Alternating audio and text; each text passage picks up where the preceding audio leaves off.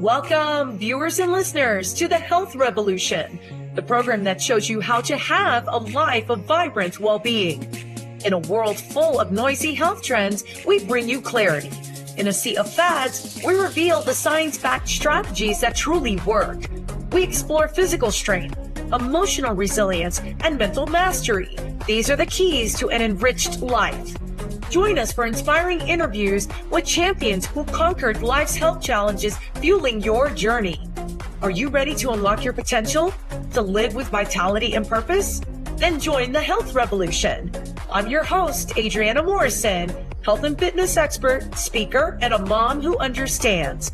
Let's embark on this transformative quest. Together, we're about to change the game, starting now. The information provided in this show is intended for educational and entertainment purposes only. Viewers should use their own discretion and consult with a healthcare professional for personalized guidance and recommendations.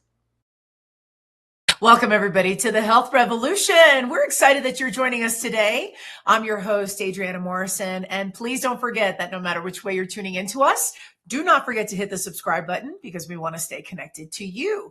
Today's episode is going to be really fun because we're going to dive into what I've always considered a buzz phrase term of holistic wellness. However, there's so much more underneath that. What does it mean to have the holistic overall well-being? How do we amplify our life so that we're applying it to different areas and growing and thriving from there? How do we generate that comeback from that setback? So my guest today is someone who's very passionate about leading others to do so, and I can't wait for you to meet her. First, let's take a look at this. Meet Blanca Rodriguez, a passionate advocate for holistic wellness and personal transformation. As the owner of Wounded Healer, Blanca dedicates her life to helping others improve their quality of life through holistic life coaching, fitness, and Zumba instruction for those aged 55 and older. Her approach combines physical health and emotional well-being, guiding her clients towards a balanced and fulfilling life. Blanca is also a dynamic speaker and educator, sharing her insights and inspiring others to pursue holistic health. As a best-selling co-author, she provides valuable perspectives on personal growth and wellness. Her leadership shines in her roles with the Puerto Rico Toastmasters Club and the talking heads of Stuart Toastmasters, where she fosters communication and community. Blanca Rodriguez, welcome to the show. How are you? I am doing wonderfully, Adriana. Thank you so much for having me here today. I'm excited to talk to you because you're combining both worlds, the physical piece and then what it means to have that mental mindset and then soar and see what happens next in this chapter as we get older. So what led you to combine the two, the physical, the being able to have the best health that we possibly can, and then the mental piece? What was that turning point for you to combine the two? I learned how to be physically active ever since I was a little girl with my mother. Actually, my mother is 93 years old and she still doesn't use a cane or a walker for anything, even though she has frontotemporal dementia. And she has been my biggest inspiration to understand that physical activity is excellent no matter what age we are. And the great effects of long-term physical activity can be absolutely amazing and impactful no matter where we go in life. And my mother is my biggest inspiration when it comes to that. I grew up outdoors, outside. I come from an older generation, definitely. But physical activity is one of these things that even the father of medicine, Hippocrates, always said that it was so important to have a good, healthy lifestyle. So that is definitely my biggest inspiration. I've been a dancer for over 30 years. I still do it to this day. I'm retired from professional dancing and doing shows, but I am still doing doing dance instruction for communities 55 plus, and it's a big inspiration for me to help them have better quality of life. That is for sure. I love that she was somebody who inspired you to never let age be any sort of obstacle. So she was always like that. Was she ever taught that way, or she just had that zest that really embraced life for all that it represents? She always had that. Says she is 4'10", but she is a firecracker, this woman, definitely. And she tells us that ever since she was a little girl, my mom, unfortunately, she grew up around extreme poverty, and her way of transportation was walking. She wore no shoes to go to school. And my mom made sure that we didn't live that kind of lifestyle that she did. Her resilience and her, like you said, the zest for life was never a stop for her to do better, to be better, and of course, to make her body work in phenomenal ways all the way till now that she's such an aging lady. So, at what point did you decide that age was not going to be a factor for you? Because the 55 and up, I'm 51, and so I'm coming around the corner from that bracket, and I still feel like there's a whole lot of life left to live. So, at what point did you make the determination of I'm really going to help represent this age range, and what's the feedback you've gotten as you've connected with your community? Well, since I moved to the US over 20 years ago, this is something that chose me. Actually, I started to do group fitness here in the US, and the communities that were coming for were elderly people, 55 plus communities. They were coming to me and offering to do classes for them. And I was in my early 40s already, and I said, well, where I am heading is where I want to be. And these students, they really didn't know it at that time, but they were a huge source of inspiration for where I wanted to go later in life, which is my present right now. I'm 58 years old, and I am still rocking it. I am still teaching. I'm still massaging. I'm still doing all of these different things that keeps me rolling. It keeps me going, not only physically, but emotionally as well. What have you learned about the connections that maybe society has been a little bit slower to come on board with about having an optimal life, having a fulfilling life, physically, mentally, emotionally? What are some things that you connected, that you found either through studying or through just experience, that you thought, hey, you know what? We really need to delve into this. Yes, absolutely. I grew up in the Latino culture. And in Latino culture, unfortunately, if you are going to be a good woman, a woman of better good, you put yourself last. And that is not real. That has been something that has been going through generation and generation through generation. That if you are a good woman, you put yourself last and everybody else comes before you. And I don't believe in that. I never believe in it. And that was one of the things that I would clash quite a bit with my own culture about not giving up, being resilient, and stepping into my power as a woman that I am, as a Latina woman that I am. And it caused a lot of clashing with various members of the family, including my own mother, because of my independence. I said, well, I don't need nobody to depend on and rely on to do what I'm going to do with my life, physically, emotionally, in every single aspect, because in the reality and at the end of the day, it's up to us how are we going to feel in the future. It's up to us to learn, let's say, from a traumatic childhood, which I definitely had. It was up to me to learn the lesson, grow up from it, and understand that the wound was not my fault, but the healing has always been my responsibility. And the more cognizant we are about this fact, the better off of a better quality of life we will have. You're touching on so many points I can't wait to dive into. The other thing I know that we had talked before today, and what's striking me is that as Latina, that there was the defining of yourself against the expectations from culture.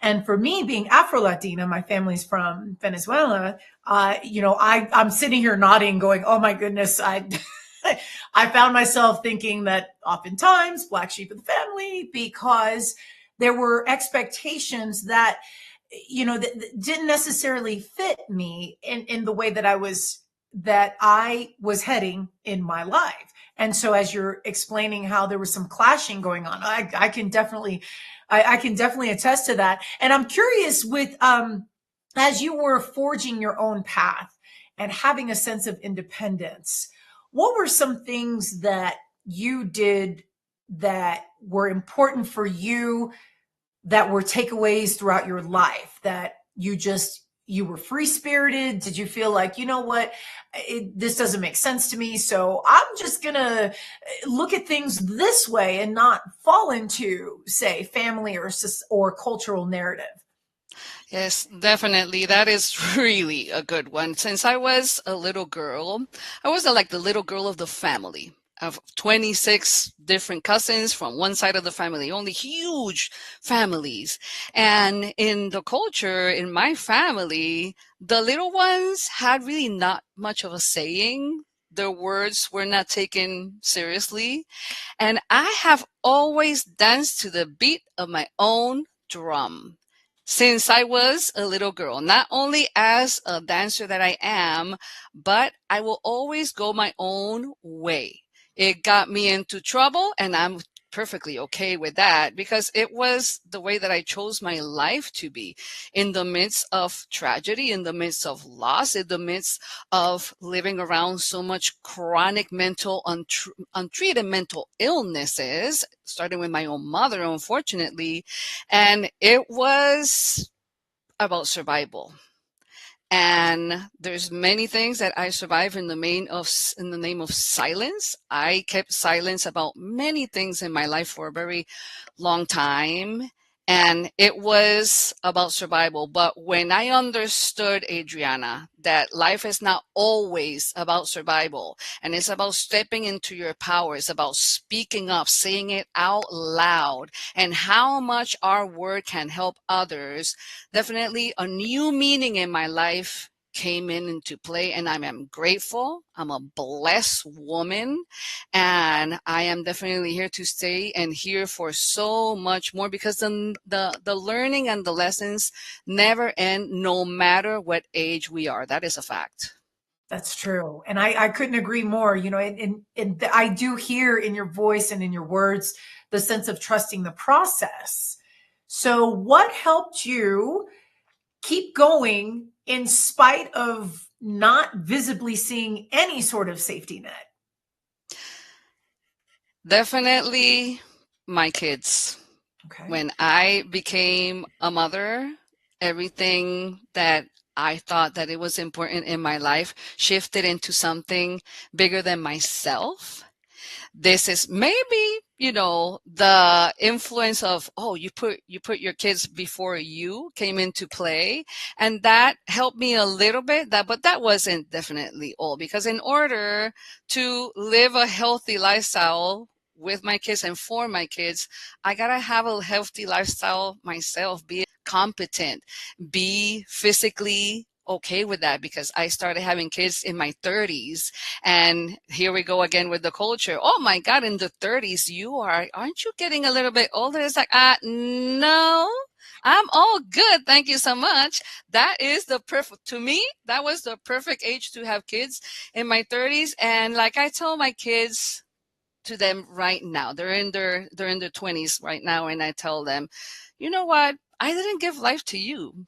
You gave me a new reason to keep on living, to keep on refining myself and growing up to be a better person, a better human.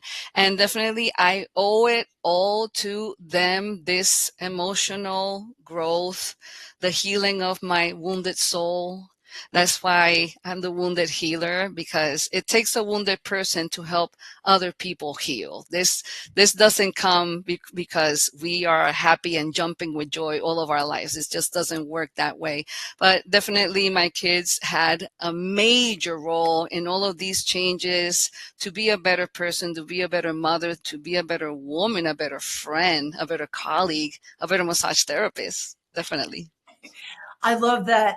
You're saying something that's really resonating, and that's giving new meaning. And yet another thing that another area that I relate to with you, because my oldest I had when I was 31. And so the 30s were definitely seemed like a good decade that when I became a mother. And I'm curious, you talk about Wounded Healer, and that's the name of that's the name of your company and all of that. Getting granular with that, how how far can healing resonate in one's life if it's of a chapter very, very long time ago? How far can the healing go? Healing can go as far as we choose it to be. To me, healing, it takes a lifetime. I will be healing for the rest of my life. I had traumatic childhood trauma that went untreated, that went unobserved all the way to my 50s, actually. And the wound is not our fault, but the healing is our responsibility. And it's not something that, oh, I heal from this and I am set and it's all good and we are done and wow, it's perfect. No. I truly believe that healing it's for the rest of our lives. And the more cognizant, the more we embrace that fact, the better off we will be, either by the help of, let's say, books. I call it YouTube University. I know it's not a university, but YouTube has everything and anything your heart desires. You go to classes, you do counseling, anything, pick any tool that works for you in your healing process, and it will really, really work out. But I highly recommend, because I did it myself, don't do it alone.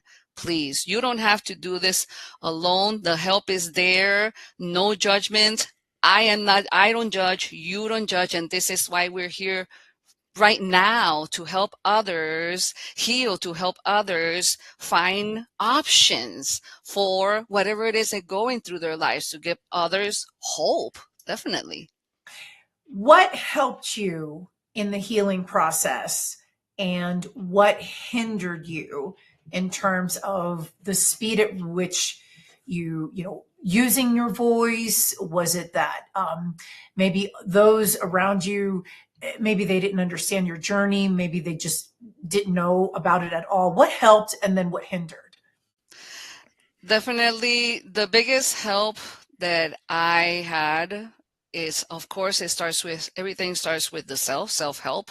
Self-care is the best care. There is no doubt about that. But there's so many options that I use.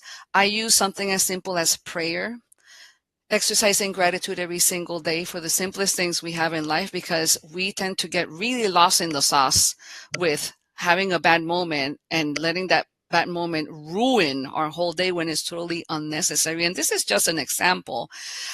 Another thing that truly helped me was the co-authorship of my book. I wrote a chapter, and it was the chapter of 47 years of silence that I had when it came to childhood trauma, the tragic death of my father, chronic untreated mental illnesses, being sexually assaulted. Nobody knew anything until I wrote about it, until I said to myself, it's time for me to speak up, and in the biggest possible way, because it not only helps me with my healing, I'm sure it'll help others that have been through exactly where I have been, in a world of silence, in a world of shame. What will they think? Maybe they won't believe me. That was one of the biggest parts with me. Maybe they won't believe me. Maybe nobody will believe me because I'm the little one. Who's going to care about what I say? And what hindered was getting the help I needed. Mentorship, a lot of mentorship, going to the right groups of people